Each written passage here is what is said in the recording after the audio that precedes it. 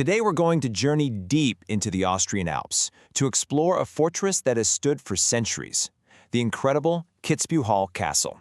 And its story, well, it really kicks off with a number that's almost hard to believe. 10 meters. Okay, to put that in perspective, that's over 30 feet. I want you to just picture a wall of solid stone as thick as a 3-story building is tall. That is the mind-boggling thickness of Kitzbu Hall Castle's walls.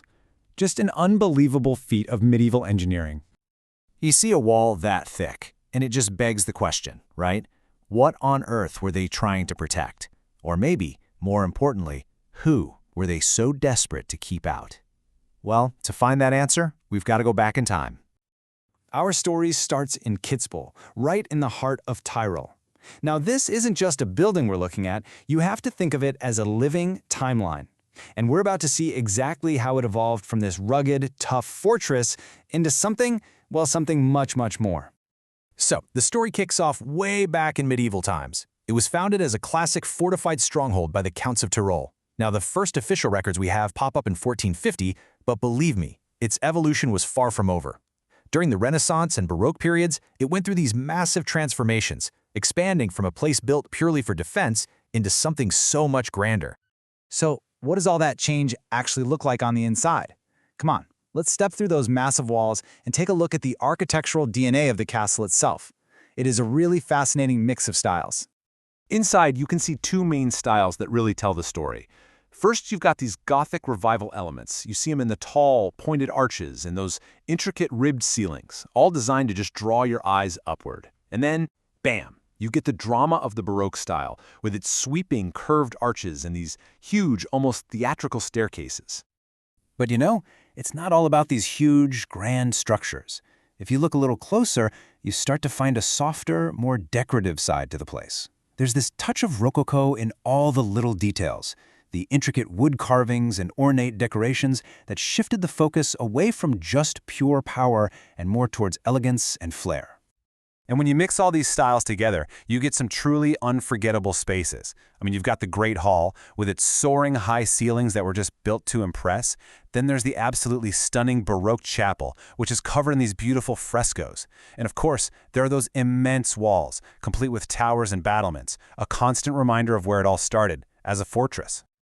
But this castle is so much more than just stone and mortar. Over the centuries, those 10-meter thick walls basically became a vault.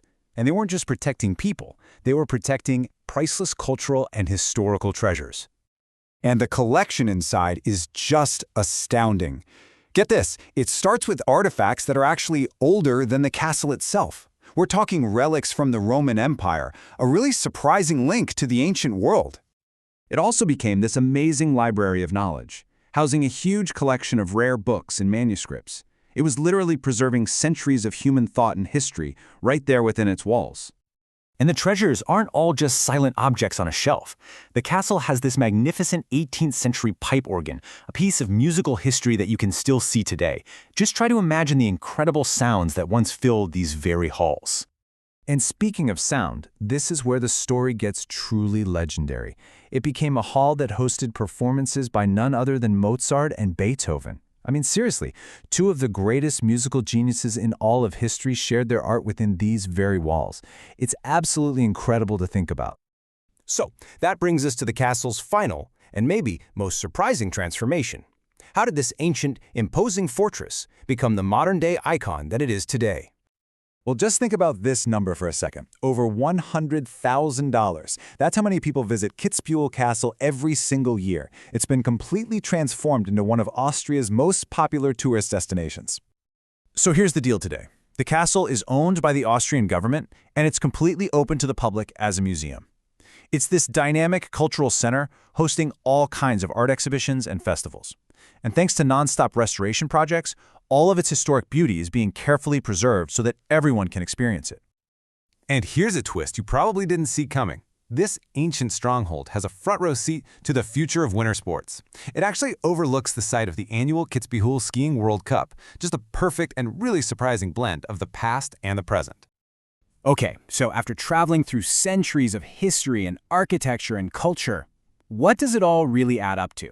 What is the ultimate story of Kitzbühel Castle? It all really comes down to this remarkable transformation. It started out as a raw medieval stronghold, built for pure defense, built to keep people out.